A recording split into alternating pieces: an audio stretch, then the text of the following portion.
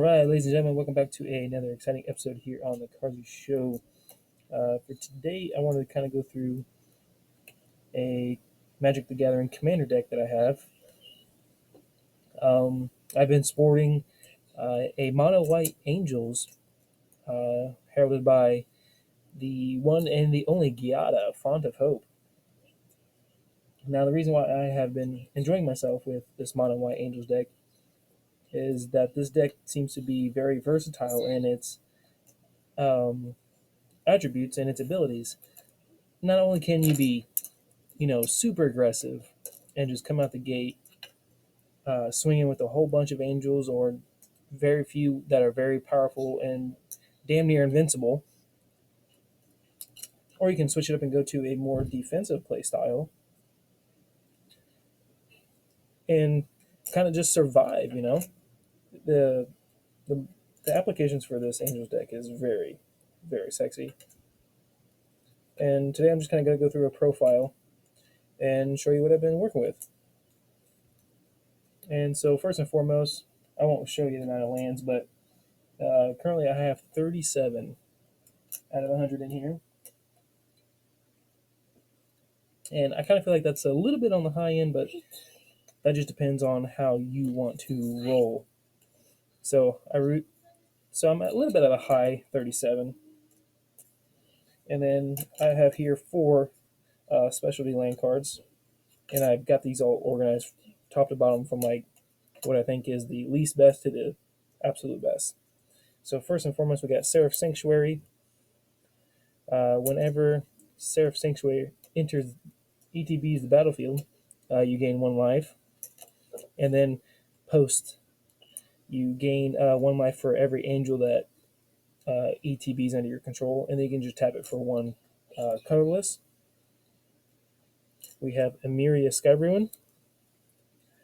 Now, she's one that you can just tap her for 1 white, or at the beginning of your upkeep, if you control 7 or more planes, you may return target creature card from your graveyard, which is pretty sweet that it doesn't really specify just angels, but it is pretty nice. All right, my third one, Maze of Ith. Now, although Maze of Ith isn't really for mana producing, it is you tap the maze to untap target attacking creature, prevent all combat damage that would be dealt to and dealt by that creature this turn. Don't know how many times I've had this card just save me turn by turn until I got what I needed in order to win that battle. And then the last one, obviously a staple to all mono colored decks, Nykthos, Shrine to Nyx. A very pricey card to get your hands on, but a 1 card that you need nonetheless. So besides tapping it for 1 to your colorless to your pool, you can pay 2 and tap it, and then choose a color and add to your pool that amount of mana equal to your devotion, which in a mono deck can get ramped up really fast. All right. We will move on to instance here. And we'll start by using this old chick here, Death Ward. Now, just a 1 cost, regenerate target creature. It's kind of like a comes in handy sort of card. Second one, Fateful Absence. Destroy target creature. It's a 2-drop. Destroy target creature or planeswalker, and then its controller gets a clue artifact. Third one, Swords to Plowshares. 1-drop, exile target creature, and then that controller gains life equal to its power. So there's kind of a payoff, like a trade-off there, for exiling, but still, definitely worth it. A 4-drop, Return to Dust. Exile target artifact or enchantment, and then if you cast that during your main phase, you may exile up to 1 other target artifact or enchantment. We'll go to a 4-drop for Akroma's Will. Now, You can choose one or the other, but if you control a commander, you can choose both, which is super nice when it comes in clutch. That you can give everything you control. Have flying, vigilance, double strike, lifelink, indestructible, and protection from all colors until end of turn is super sick. And then last but not least, Teferi's Protection. The card that you need to phase yourself out of the game until your next turn. You can't take any damage, and your life total can't change. Now that is the key for Teferi's Protection. All right, up next we'll go to Sorceries. A 3-drop Gift of Estates, where if someone controls more lands than you, search your library for up to 3 Plains cards and then put them into your hand. Very helpful, that card. A 4-drop Day of Judgment, destroy all creatures. Very straightforward. A costly 5-drop Cleansing Nova, where you can choose one, either destroy all creatures or all artifacts and enchantments. It comes in handy when you're playing that very defensive style and you start to feel overwhelmed. 2-drop Open the Armory, search your library for an aura or equipment card, reveal it, and put it in your hand. And then here is the 5-drop, 1 colorless, 4 white, Invoke Justice. Return permanent card from your grave to the battlefield, then distribute 4 +1/+1 counters among any number of creatures or vehicles target player controls. Don't know how many times that card has saved me from a bunch of pain and brought me back into the game. And then finally, Farewell, 6-drop. We all know Farewell to be a very beautiful destroyer of one or many things, if you catch my drift. All right, then we'll go on to enchantments. Flowering of the White Tree. Legendary creatures you control get a +2/+1, have ward 1. And then a second, where it's non-legendary creatures get a +1/+1. Court of Grace.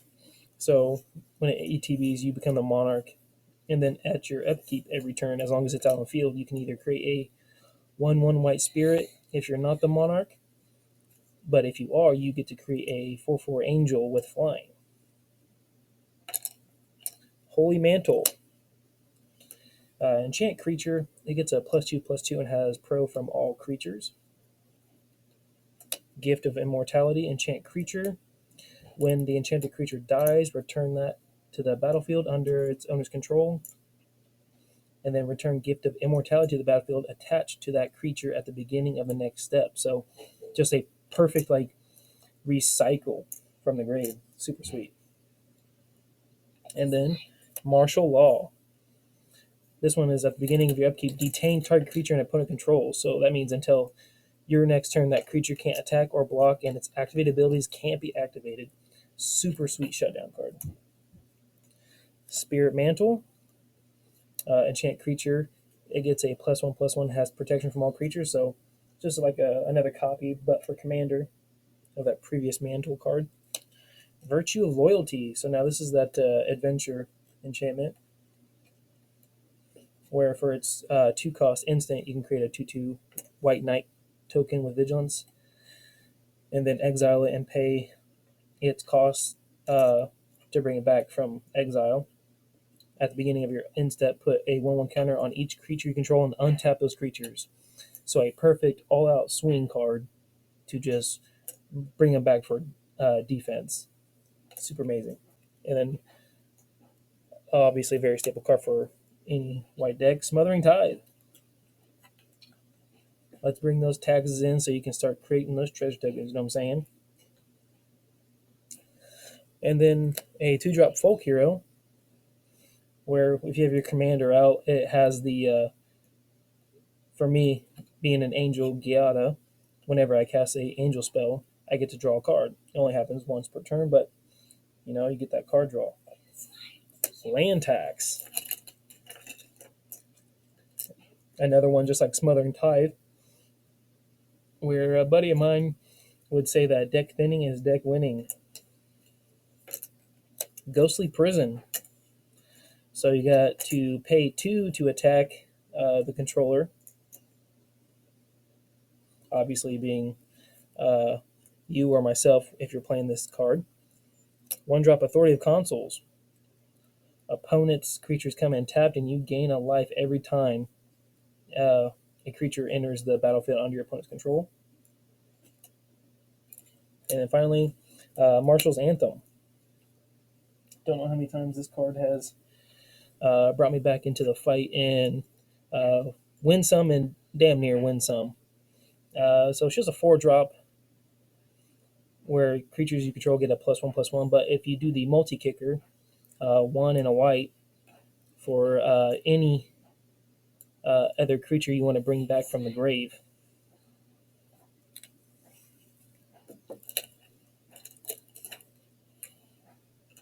All right, then we'll move on to just artifacts. Obviously a staple, Soul Ring. And then we have the Book of Exalted Deeds, where at the beginning of your end step, if you gain 3 or more life this turn, create a 3/3 white angel token creature. And then you can pay 3 and tap it to put an enlightened counter on target angel. And that angel gains, you can't lose a game and your opponents can't win a game. The Ozolith. So since I'm pretty much got a tribal angels deck here, the fact that I'd have a whole bunch of counters disappearing with angels I lose, having the Ozolith around is pretty freaking sweet. And then finally, Nyx Lotus. So this one you gain mana for every time you tap it, equal to the devotion you have. So again, mono deck, Nyx Lotus is a must. And then the second part of artifacts, but these are the equipments. Moon Silver Spear, where equipped creature has first strike. And then whenever it attacks, you get to create a 4/4 angel token. Blade of Selves. Now this is a bit of a controversy, as I could just have 2 creatures, and we all know the 2 angel creatures that have Myriad. But I figured, why not have an equipment that gives Myriad to any other creature I want? Blade of Selves. Spear of Heliod. Creatures you control get a +1/+1. Well, I guess this isn't a equipment, but more or less an artifact, but we'll just throw it in there for now. You can pay 1 and 2 white, tap it, and you can destroy target creature that dealt damage to you this turn. 2 for the Lightning Greaves. Another staple card for pretty much all decks. Equipped creature has haste and shroud, and equipped cost is 0. Super sweet. And then Mithril Coat. A 3-drop flash and indestructible equipment, but when it ETBs, you can just attach it to a legendary creature you control for free, or you can pay 3 to equip it to any non-legendary, and then that equipped creature also has indestructible. And then finally, Commander's Plate. I highly recommend this for any monocolored deck, as equipped creature gets a +3/+3 and has protection from each color that's not in your commander's color identity. With your commander equip is only 3, and then a regular equip to any other creature is 5. All right, we'll move on to the one artifact creature I have in here, a must, Roaming Throne. We all know how badass Roaming Throne is, and for it to be in a Angels deck just makes it that much more of a threat. All right, finally we'll move on to the creature cards, which I have 27. And we'll just kind of go down the list here. Lyra Dawnbringer. She's a 5/5 with flying first strike lifelink and gives other angels +1/+1 and have lifelink. Sarah's Guardian. A 5/5 flying and vigilance, and gives other creatures you control vigilance. Angel of Invention.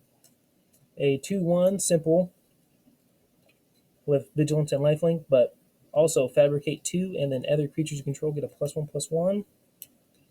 Breathkeeper Seraph. She has flying and soulbound, which soulbound just means you pair it with another card, and whenever one of those cards that is paired with dies, it just comes back to your battlefield at your next upkeep. Achroma, Vision of Ixidor. 6/6 with flying, first strike, vigilance, and trample, and then at the beginning of each combat until end of turn, other creatures you control get a +1/+1 for each ability it has. So imagine that kind of creature that has more than 2. That stacks up pretty big. Thraben Watcher, just another flyer vigilance that gives other non-token creatures you control +1/+1 and have vigilance. Aegis Angel, 5/5 with flying, but she gives just one target. When she ETB, she gives one other target you control indestructible as long as you control Aegis. Starnheim Aspirant. So the only non-angel creature card in here. It's a human cleric that gives angel spells you cast cost 2 less to cast. Boonbringer Valkyrie. A 4/4 flying, first strike, and lifelink, and backup 1. And then for until end of turn, if you choose a other creature, it gains those abilities that Boonbringer has. Achroma, Angel of Wrath. A 6/6 with flying, first strike, vigilance, trample, haste, and pro from black and red. Baneslayer Angel. Pretty much a must in every angel deck, I imagine. A 5/5 flying, first strike, lifelink, protection from demons and from dragons. Emiria Shepherd.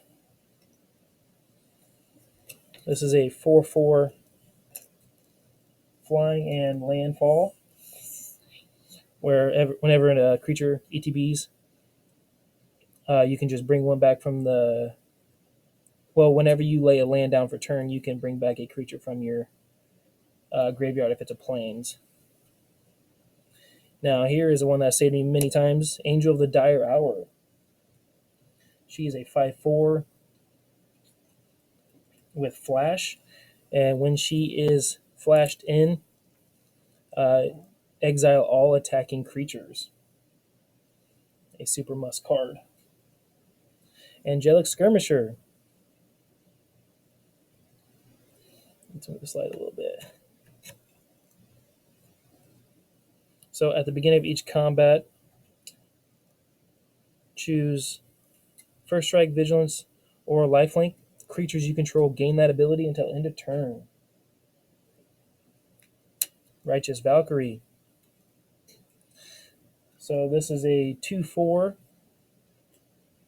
that whenever another angel or cleric ETBs, you gain life equal to that creature's toughness. And then if you have 7 life more than your starting total, creatures you control get a +2/+2. Herald of the Host. There's that other myriad I was talking about, but there's another angel that has it, but I don't run it in this one. So she's just a 4/4 with vigilance. And then Archangel of Thune. A 3/4 flying lifelink. And then whenever you gain life, put a 1/1 counter on each creature you control. See how that can start getting real nasty real fast. Herald of War. So pretty much like the Starnheim Aspirant, but every time you attack, Herald of War gets a 1/1 counter on it. And then for every 1/1 counter on Herald of War is 1 less to cast for angel and human spells. Archangel of Tithes. 3/5 flyer, where she's pretty much paid to attack me, and pay to defend from me for each creature. Angel of Jubilation. 3/3 flyer, where other non-black creatures you control get a 1/1/1, and then players can't pay life or sack creatures to cast spells or activate abilities. Pretty good shutdown card. And we have a couple more shutdown cards coming up. Angelic Arbiter, 5/6 flyer, where each opponent who casts a spell this turn can't attack with creatures, and then vice versa. If they attack, they can't cast spells this turn. And then finally, last shutdown, Linvala, Keeper of Silence. A 3/4 flyer where activated abilities of creatures your opponents control can't be activated. And then my final four here that are, I think, in my opinion, the top tier in this deck. Resplendent Angel, 3/3 flyer where at the beginning of each end step, if you gain 5 or more life this turn, create a 4/4 angel token with flying and vigilance. And then you can pay 3 and 3 white, and Resplendent Angel will get +2 and gain lifelink. So basically a self-activating ability for that first of Resplendence. Enduring Angel. Now, this one is a flip card that is amazing, where it has flying and double strike, and it gives you, the controller, have hexproof. And then if your life would be reduced to 0 or less, instead transform Enduring Angel, and your life total becomes 3. Then if Enduring Angel didn't transform this way, obviously use the game, but when it transforms, it comes out to Angelic Enforcer, where it's flying and you have hexproof, but Angelic Enforcer's power and toughness are equal to your life total. And then whenever Angelic Enforcer attacks, double your life total. That is where that could get real nasty real fast. Just epic return comeback kid style. Second to last, Safaro Skyblade. 7/7, where you could pay and tap 4 untapped creatures to play this spell without its cost. It's got flying and lifelink, and other creatures you control with flying have indestructible. And then last but not least, Avacyn, Angel of Hope. A 8/8 flyer, vigilance, indestructible, and gives other permanents you control have indestructible. All right. Thank you guys for sticking around and watching this profile of Giada's Angels. Leave me a comment and see how much you like this. Thanks.